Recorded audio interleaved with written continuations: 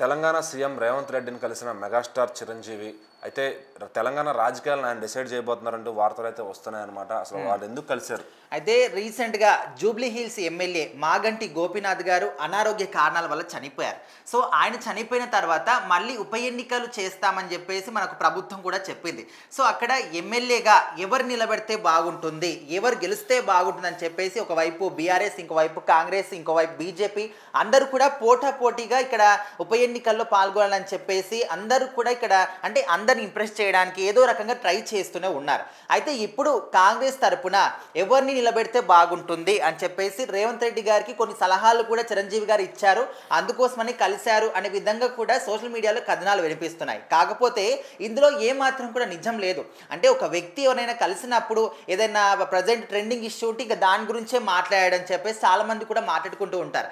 అసలు రాజకీయాల గురించి మాట్లాడే అవసరము చిరంజీవి గారికి లేనిలేదు. ఎందుకంటే ఆయన ఆల్రెడీ చెప్పేశాడు. ఇక్కడ కేంద్రం సైడ్ నుంచి బీజేపీ అంటే మన పిఎం నరేంద్ర మోదీ గారు కూడా స్వయంగా అడిగినప్పటికీ కూడా లేదండి నేను మళ్ళీ రాజకీయాల్లోకి రావాలి అనుకోవట్లేదు, వచ్చిన ఎక్స్పీరియన్స్ చాలని చెప్పేసి అక్కడ కేంద్రానికి డైరెక్ట్గా చెప్పిన వ్యక్తి ఆయన. సో అలాంటి వ్యక్తి తెలంగాణ రాష్ట్ర రాజకీయాల్లో మళ్ళీ పాలు పంచుకుంటాడు, అందులో వేలు పెడతాడంటే ఎవరు కూడా నమ్మరు.